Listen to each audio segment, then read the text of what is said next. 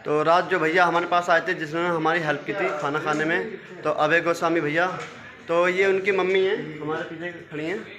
पहले तो उनको नमस्कार बोलता हूँ। नमस्ते। तो देखिए यहाँ पे इन्होंने जो है अपने जो गौ माता होती है उसके गोबर से कुछ आइटम बनाए हैं, तो मैं वो आपको दिखाना चाहता हूँ। फिर उनके बारे में आपको फिर माता जी से आपको जानकारी दिलाऊंगा, ये वो कैसे बनाती हैं, किस प्रकार से बनाती हैं और कितने आइटम बनाती हैं। तो एक बार मैं आपको बैक कैमरे से दिखाता हूं दोस्तों। ये देखिए कई सारे इन्होंने आइटम बनाए हैं और काफ़ी सुंदर हैं देखने में। डिज़ाइन भी काफ़ी तरह तरह का डिज़ाइन है और काफ़ी सुंदरता उसमें दिखाई गई है आइटमों में। तो एक बार मैं आपको बैक कैमरे से दिखाता हूँ। ये देखिए दोस्तों।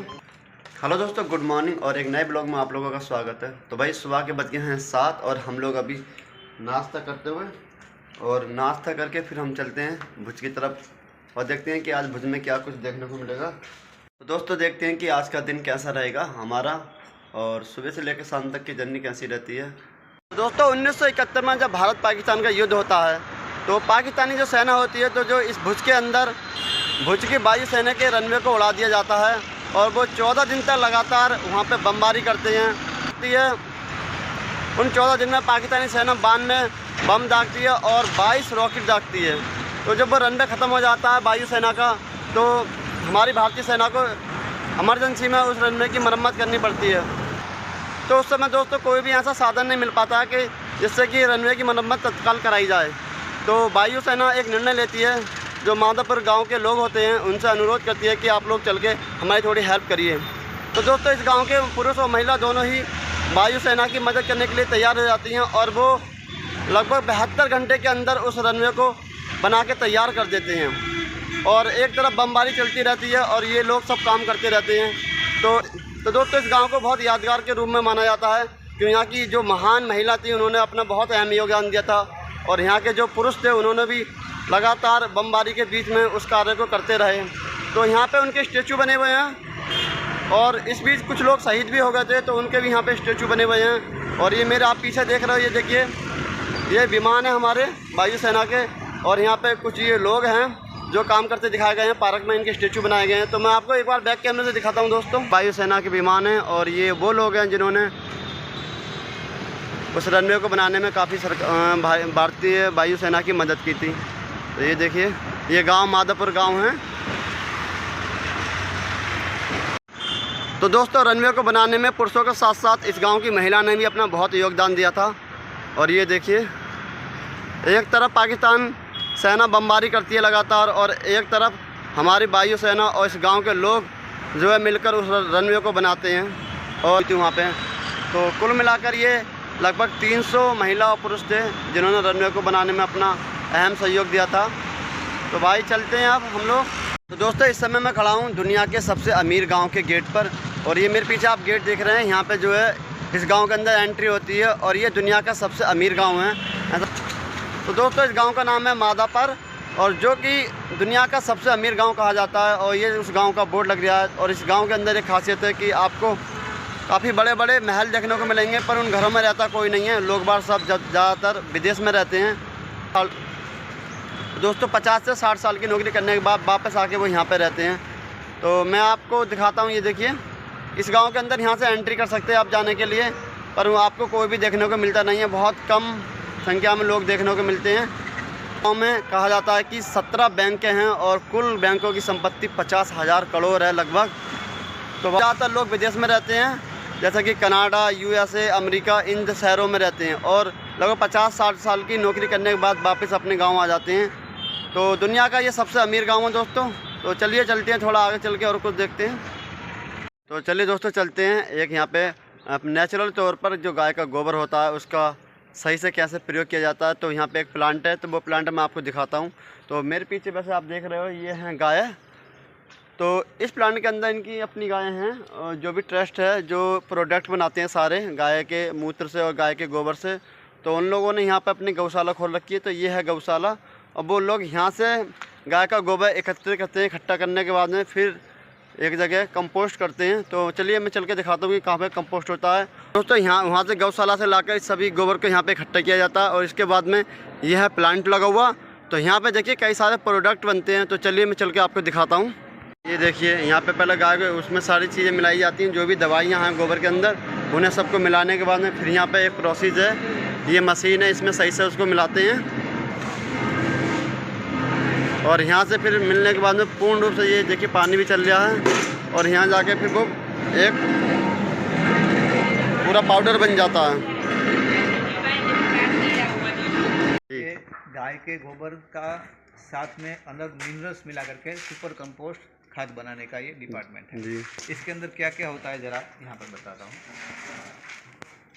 कि गाय के गोबर को कंपोस्ट किया जाता है, उसके साथ फिर उसका पाउडर बना करके निम्बोली की जो खली आती है, ये इसकी अरंडा की खली आती है, जिप्सम, परलाइट, फ्लाई ऐश राख, लिग्नाइट, रॉक फॉस्फेट जो राजस्थान की मिट्टी है, गेरू पाउडर जो हम पेड़ों पे लगाते हैं, ये गोबर के कंपोस्ट के साथ ये सभी मिनरल्स मिट्टियाँ भी डाली जाती है और साथ में बैक्टीरियल कल्चर डाला जाता है। तो ये कंपोस्ट खाद ऐसा होगा जिसमें बहुत सारे मिनरल्स हैं, साथ में बैक्टीरियल कल्चर हैं। तो आप खेती कोई भी करती हो, बिल्कुल ये जब डालेंगे तो ज़मीन में सारे पोषक तत्व आएंगे, वो पौधा पोषक तत्वों को लेकर बड़ा होगा तो कीटकों के साथ लड़ने की उसकी क्षमता बढ़ेगी और उसके अंदर जो भी पकेगा उसमें तत्व आ जाएंगे। वो तत्व आने के कारण हमको वो भोजन मीठा लगेगा।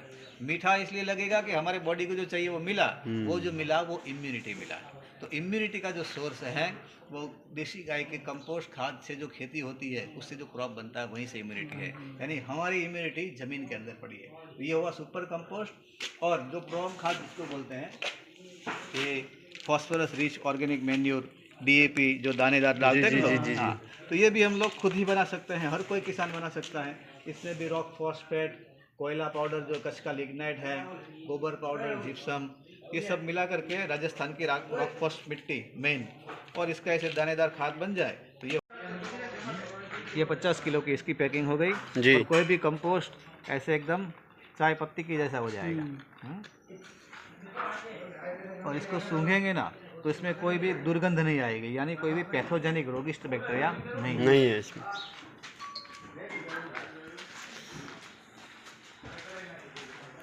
हस्तकला में लकड़ी, पत्थर, इन सब पे हस्तकलाएं हुई है जी। अभी देशी गाय के गोबर के ऊपर हस्तकला का एक कार्यक्रम चल रहा है। इसमें गोबर, मैदा, लकड़ी थोड़ी मिला करके ऐसा मोल्ड बन जाए, उसको सुखाते हैं। सुखाने के बाद इसको थोड़ा ये सब फिनिशिंग के लिए लिपाई होता है गोबर के पाउडर का, उसके बाद घिसाई, उसके बाद एक कलर लगा दिया जाए, फिर मेहंदी के कौन से डिजाइन, और उसके बाद फिर आगे कलर लगेगा इसके ऊपर। ऐसा एक्रेलिक कलर लगा सकते हैं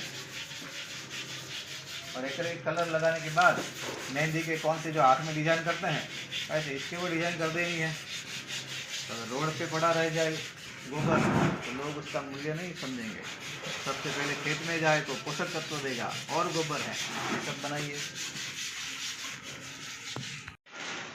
देखिए यहाँ पे धूपबत्ती बनती है और ये आप देख रहे हो ये डाई हैं और यहाँ पे कुछ इसमें गाय का गोबर जैसे औषधियाँ हैं जी, और इसके अंदर कपूर, घी, ये सब है, सब कुछ मिलाया जाता है गाय के गोबर में। ये हवन सामग्री कपूर, घी है, साथ में गोबर डालेंगे तो इसको आटा की तरह गूंथ लिया जाएगा जी। फिर ये जो इंजेक्शन होता है जी, उसका मुंह आगे से काट देना है, पीछे अंगूठा रख के इसको ऐसे करेंगे तो इसमें भर जाएगा जी।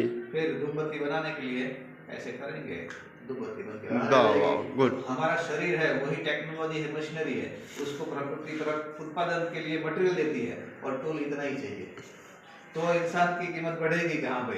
बिल्कुल हाँ, वरना बड़ी इंडस्ट्री में वो तो टूल की तरह उपयोग होगा तो उसकी इज्जत कम हो जाएगी। देखिए सबकी आवश्यकता है, लेकिन लोगों को गाँव हाँ रोजगार मिले, लोगों को भी रोजगार मिलेगा अपना रोजगार देने के लिए प्रकृति का सामान और ऐसे छोटे छोटे चीजें। बिल्कुल बहुत अच्छा। ये भगवान के मंदिर के लिए हवन सामग्री वाली है, ये नींबोली के तेल वाली, नीम का जो होता है नींबोली, उसके तेल वाली है, मच्छरों को भगाएगी कपूर के साथ। तो आप देख सकते हैं, ये देखिए धूपबत्ती जो अभी पीछे हम लोग देख के आए थे, तो ये अब यहाँ पे सूखती हुई धूप में,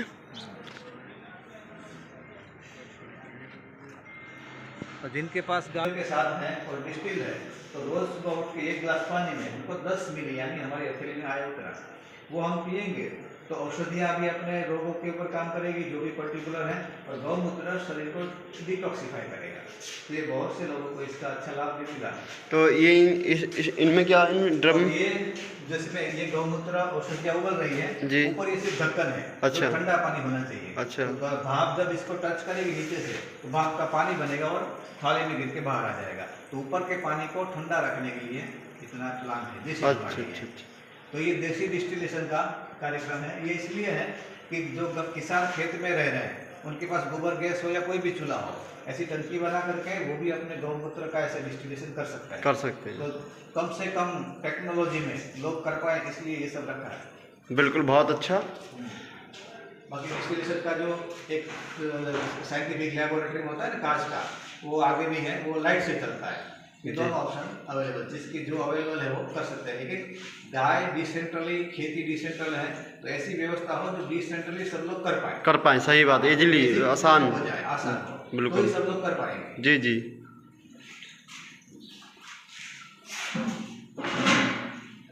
यहाँ पर ये है, ये भी गोबर से धूप बत्ती बनाई गई है, और जो कि मच्छर मारने के लिए है, मच्छर भगाने के लिए, मच्छर भगाने के लिए।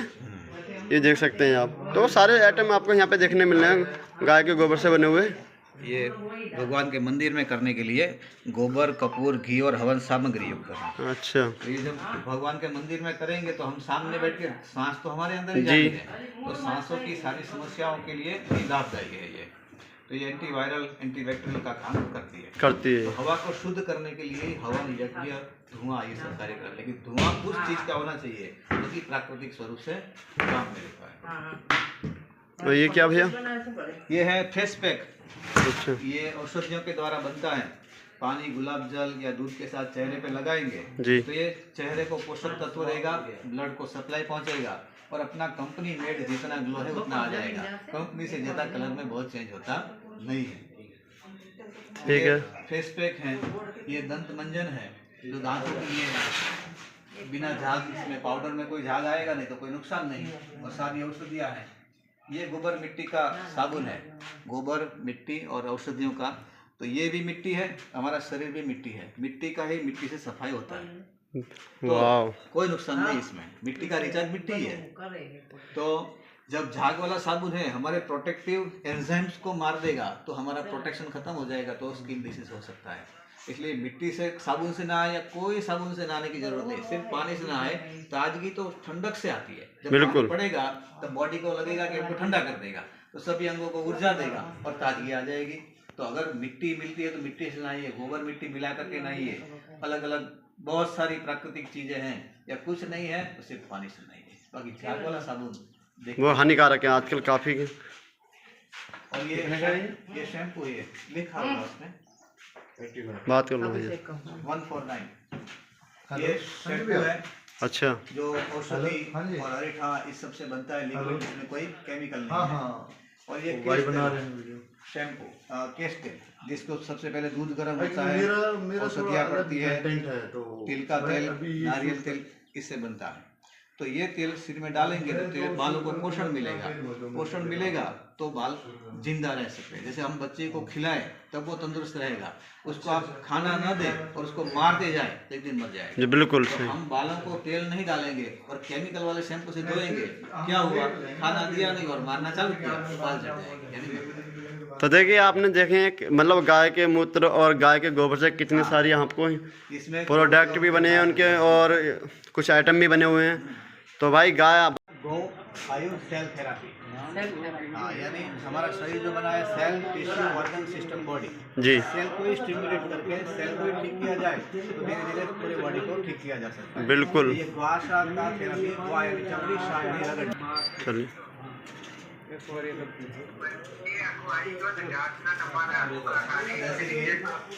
ये हार्ट, हमारा हार्ट है यहाँ पर, और ST1, 2, 3 है, हार्ट के 10 पॉइंट हैं।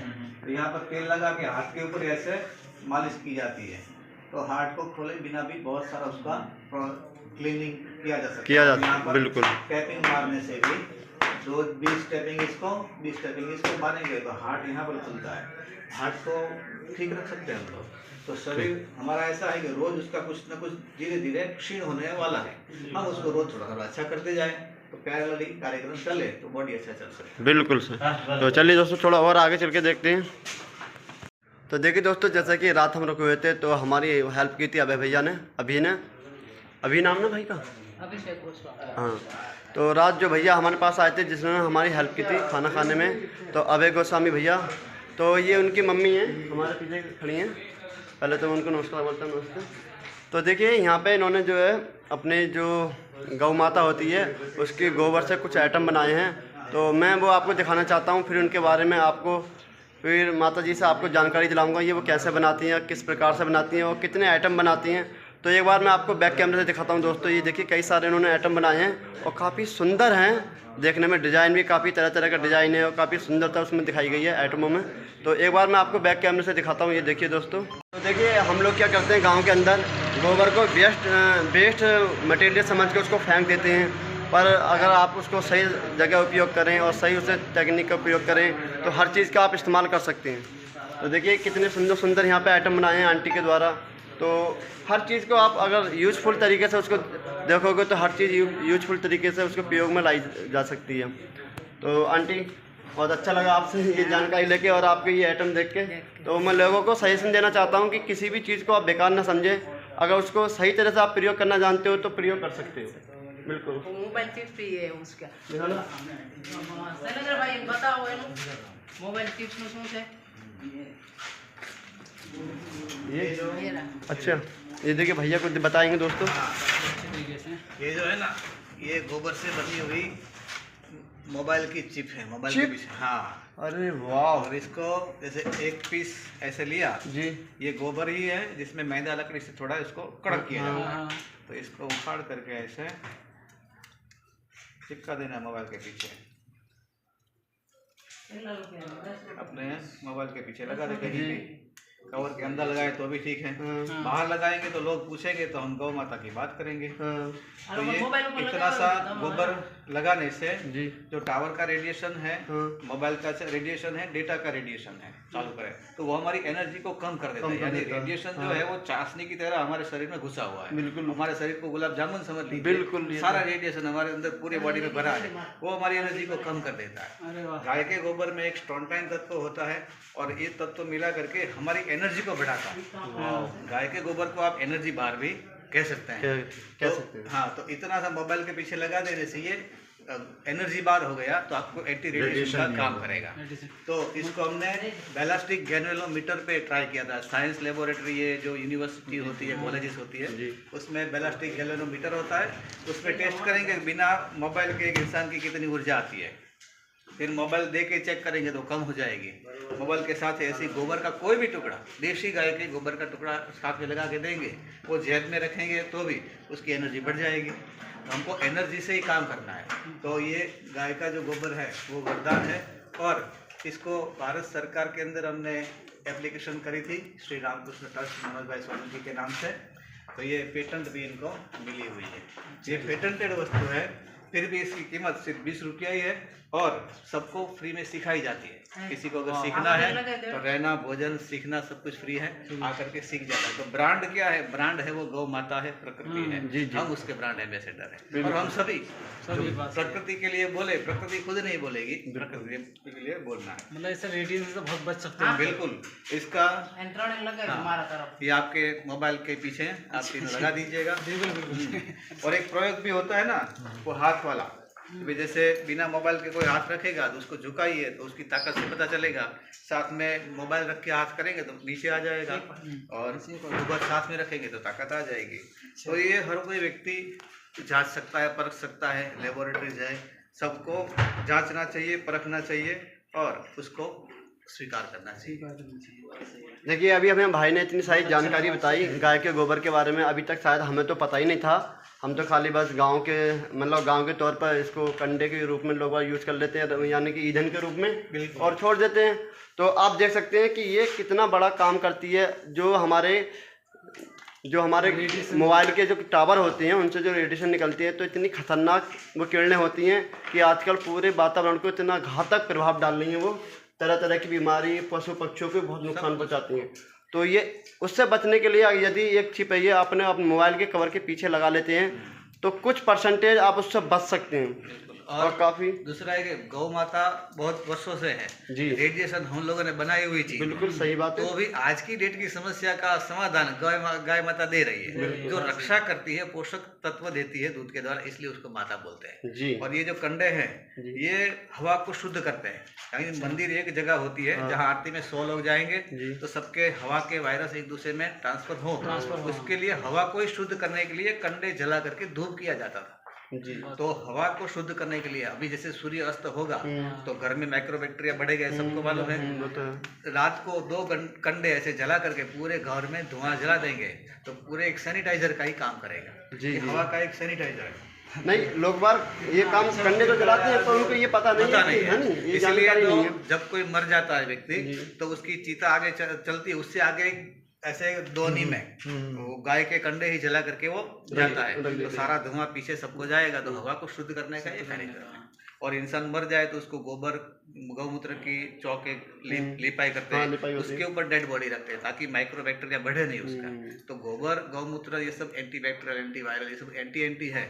ऋषियों ने सारे एंटीज को मिला करके एक शब्द दिया कि पवित्र है। आज की डेट में हमको एंटी में समझना है तो भी समझ सकते हैं, लेबोरेटरीज है, या ऋषियों ने एक शब्द दिया पवित्र है, उसमें समझना चाहते हैं समझ सकते हैं। नहीं, बिल्कुल बहुत अच्छी बात है। ऐसा है। तो देखिए दोस्तों, मैं भाई को बहुत थैंक यू बोलना चाहता हूँ और साथ में आंटी को भी, उन्होंने हमें इस गाय के गोबर के बारे में इतनी जानकारी दी, क्योंकि हम लोगों को भी नहीं पता था। अब आगे से हम भी किसी को सजेस्ट कर सकते हैं। एक अच्छा सा कनेक्शन समझिए जी, कि गाय हमसे बड़ा शरीर होता है गाय का, बिल्कुल। तो गाय घर पे खड़ी है तो उसके शरीर से जो ऑरा ऊर्जा निकलती है वो भी हमको मिलती है, तो वहां से ऊर्जा मिली। गाय के गोबर वाले लिपाई जो सरफेस है उसमें बैठ के लोग काम करते थे, वहां से ऊर्जा मिलती थी। उसी गाय का दूध की छाछ मक्खन खाते थे तो उससे ऊर्जा मिलती थी। और खेत में जाते थे तो भी बैल से खेती करते थे, तो गाय से दूर होता ही नहीं था, गोवंश से दूर होता ही नहीं था। और हमने पूछा किसानों से कि अगर जब आप बैलों से खेती करते हैं 2 घंटा तो आपकी ऊर्जा खर्च हो रही है, सामने आपको ऊर्जा मिल रही है, तो आपको 2 घंटे के बाद थकान लगती है कि भूख लगती है? बोले हमको भूख लगती है। और जब ट्रैक्टर से करते हैं 2 घंटे तो उसमें ऊर्जा खर्च हो रही है, तो 2 घंटे 3 घंटे ट्रैक्टर चलाने के बाद थकान लगती है, फिर बोलेगा थोड़ी देर रेस्ट कर लो फिर भोजन करो। तो गाय से दूर नहीं जाना चाहिए, कहीं ना कहीं गाय होनी चाहिए। इसलिए गाय को घर घर पे दी थी, वरना पहले लोग होशियार थे ना, बाहर वाड़ा बना करके रख सकते थे, लेकिन सबको अपने अपने घर में गाय थी। तो मेरे घर में गाय है, पीछे गाय है, चारों ओर गाय है, गाय के बीच में गांव बसा हुआ था। और गाय जब रोड पे चलेगी तो गोबर का नष्ट पड़ेगा, वही जमीन में भी पोरोसिटी करेगा, पानी को उतारेगा, गांव के कुएं में पानी आएगा। तो गाय, प्रकृति, खेती और मानव परिवार ये सब जुड़ जाए तो बहुत मस्त जिंदगी का मॉडल है ये। बिल्कुल, बहुत अच्छे विचार हैं आपके, बहुत अच्छा है। ये ट्रस्ट के जो ट्रस्टी है मनोज भाई सोलंकी जी, उन्हीं के चिंतन में से ये पूरा कैंपस बना है। बहुत अच्छा, बहुत एक अच्छा। व्यक्ति चिंतन करता जाए, साथ में लोगों को जोड़ता जाए, हाँ, बिल्कुल। तो आगे आगे धरती को स्वर्ग बनाने के लिए हम सबको मिलकर ही बनानी है, बिल्कुल। और यहीं पर हमको जीना है। जी हाँ, बात सही। तो देखिए दोस्तों, काफ़ी अच्छा लगा और हम भी काफ़ी मोटिवेट हुए हैं भाई से मिलकर, और हमें जानकारी भी अच्छी मिली है कि भाई देखो, आप प्रकृति को अगर अच्छा बनाना चाहते हो तो किस तरह से आप अच्छे बना सकते हो नेचुरल तरीके से। और चलिए, ये जानकारी मिलकर अच्छी लगी। थैंक यू भैया, धन्यवाद, Thank you, आंटी। धन्यवाद। और मिलते हैं आपसे एक नए जगह पर, तब तक के लिए चलते हैं। जी, क्या किस प्रयोग में आती है बताना ये भैया? पंचगव्य नश्य बोलते हैं इसको जी, और इसको गाय के घी का जो ऊपरी तत्व होता है एकदम अग्नि तत्व, उसको लेकर के उसमें दूध, दही, घी, गोबर, गौमूत्र, ब्राह्मी और शंख पुष्पी, ये 7 चीजें उबाली जाती है। उसके बाद छान करके ऐसी बोतल में पैक किया जाता है। ये हो गया पंचगव्य घृत नश्य। तो नाक में 2-2 बूंद डालनी होती है। आयुर्वेद ने कहा है नाक ही ब्रेन का द्वार है। बिल्कुल। नाक में 2-2 बूंद डालेंगे तो नाक का कनेक्शन आँख, कान, ब्रेन ये सबके साथ है। तो गाय का घी प्रोटीन देगा, प्राणवायु भी देता है और सारे एंटीज देता है। तो जब ये नाक में डाला हुआ घी सबको ऑइंटमेंट देगा, पोषक देगा और एंटी देगा, तो वहाँ की समस्या ठीक होती है। सबसे बड़ी बात है न्यूरॉन्स के अंदर। डॉक्टर हितेश जानी है, जामनगर आयुर्वेद यूनिवर्सिटी के रिटायर्ड डीन, उन्होंने ये रिसर्च करके सिद्ध किया है कि जो ब्लड ब्रेन बैरियर होता है हमारा ब्रेन में, उसको क्रॉस करके कोई भी दवाई जाती नहीं है। वहाँ क्रॉस करके जाने वाला जो देशी गाय का बिलोने पद्धति से जो घी बनता है, उसके द्वारा ऐसा नश्य बनाया है। तो गाय के घी के ही मॉलिक्यूल छोटे हैं जो न्यूरॉन्स तक जा सकते हैं। तो ब्रेन को खोले बिना न्यूरोलॉजिकल बहुत सारे डिसऑर्डर नश्य से ठीक हो सकते हैं। जैसे किसी को कोमा है, लकवा है, पैरालिसिस जिसको बोलते हैं, तो वो सारे इसी से ठीक हो सकते हैं और वैद्य की सलाह के अनुसार ले सकते हैं। दूसरा है, अगर कुछ नहीं है तो भी हमको ये रेगुलर लेना चाहिए, सोमवार से शुक्रवार तक, शनि रवि छुट्टी, कोई नुकसान नहीं देगी। अभी जैसे हम लोग ट्रेस में ही जी रहे हैं, कोई चल रहा है, कोई गिर गया, फिर उठ गया, चलने लगा, बाद में पता चला कि ये हाथ तो बंद हो गया। अब हाथ तो वहीं पर है, उसका कुछ तो हमने निकाल लिया, तो बंद क्या हुआ, वो न्यूरॉन्स का जो झाला है जिसको ऑपरेट करता था वो बंद हो गया। उस झाले को चालू करने के लिए गायिका की ही सर्वोत्तम है, वो सीधा वहां तक पहुंचता है। और ब्रेन का स्ट्रोक हमको न आए इसलिए हमको ये यूज करना चाहिए। और वृद्धावस्था जिसको हम बोलते हैं, वृद्धावस्था, वो असल में न्यूरॉन्स की वीकनेस है। न्यूरॉन्स डल हो जाते हैं, हम वृद्ध हो जाते हैं। न्यूरॉन्स पावरफुल हैं तो वृद्ध व्यक्ति भी एकदम चपल रहेगा, उसको सब याद रहेगा। वरना वृद्धावस्था में क्या होगा कि उठेगा पथारी से, बेड से, और अलमारी पे जाके खड़ा रह जाएगा, क्या लेने आया था भूल गया, फिर वो वापस जाएगा। तो न्यूरॉन्स के लिए सबसे बड़ी धरती की ये जो दवाई है वो गाय के घी का नशिया है। वो गाय जहाँ देशी है वहाँ पर सब लोग ले सकते हैं, बना सकते हैं, और अगर घी खाते हैं तो भी काम करता है। लेकिन अभी हम लोग उतना घी तो नहीं खाते हैं, लेकिन ये 15-30 ग्राम का जो घी है गले के ऊपर के सारे डिपार्टमेंट के लिए ठीक है। घी है या तो चलिए दोस्तों, चलते हैं अब बाहर की साइड और देखते हैं भाई आज कहाँ पहुँच पाते हैं। तो चलिए दोस्तों, चलते हैं अपने आगे के सफ़र पर। और अभी हम लोग रास्ते में रुके हुए थे। तो भाई आज गर्मी काफ़ी तेज़ है यहाँ गुजरात के अंदर, तो साइकिल चलाने की हिम्मत नहीं हो पाई कि साइकिल आगे चला पाएँ। पिछले 2-3 घंटे से हम लोग एक जगह रुके हुए थे जहाँ पे थोड़ी सी रुकने की व्यवस्था थी की। तो अब लगभग 4:30-5 बज चुके हैं, 5 बज गए लगभग, अब 5 बज गए। तो हम अब चलने की हिम्मत हो रही है। तो देखते हैं दोस्तों कि 1 घंटे में हम कितनी साइकिल चला पाते हैं। तो भाई बहुत गर्मी है, अभी से गर्मी इतनी हो गई है तो हमारा बड़ा बुरा हाल हो जाएगा आगे चल के। तो देखते हैं भाई कैसा मौसम रहेगा आगे के सफ़र का। तो चलिए चलते हैं और देखते हैं कि शाम की स्टे कहाँ पर होती है। तो आपको रास्ते में चल के मिलते हैं दोस्तों। तो दोस्तों हमें तो रुकने के लिए बस थोड़ी सी जगह मिल जाए कहीं भी, हम भाई लोग तो कहीं भी अपना टेंट लगा लेते हैं। और बस थोड़ी सी हमें लाइट का पॉइंट मिल जाए जहाँ पे हमारे मोबाइल स्विच ऑफ हो जाते हैं, वो मोबाइल चार्जिंग हो जाए। तो हमारे लिए 2 चीज़ें काफ़ी इंपॉर्टेंट होती हैं, एक अपना मोबाइल चार्जिंग करना, और दूसरा थोड़ी सी जगह, थोड़ी सेफ जगह मिल जाए जहाँ पे ज़्यादा शोर शराबा ना हो और कोई जंगल वाली जगह ना हो बस। तो हम अक्सर ऐसी जगह देख लेते हैं जैसा कि कोई मंदिर है, कोई पेट्रोल पंप है, और यदि कोई इनवाइट करता है कहीं रुकने के लिए, यदि कोई सही व्यक्ति है और रुकने के लिए इनवाइट करता है तो वहाँ पे भी रुक जाते हैं। तो सबसे अच्छी सेफ जगह लगती है हमें अपना मंदिर, जहाँ पे हम रुकते हैं। वहाँ पे हमें लाइट की पॉइंट भी मिल जाते हैं और हमें रुकने की व्यवस्था भी थोड़ी सही हो जाती है। तो ये मेरे पीछे आप देख रहे हो, आज हमारी व्यवस्था यहीं पे हुई है। तो भाई चलिए खाना खाते हैं, खाना खाने के बाद आप मिलते हैं। चलिए दोस्तों खाते हैं खाना, और अब हमारा खाने का टाइम हो गया है। अभी महाराज जी हमें बुला रहे थे, तो ये हम सब लोग बैठ कर खाना खाते हुए, देखिए।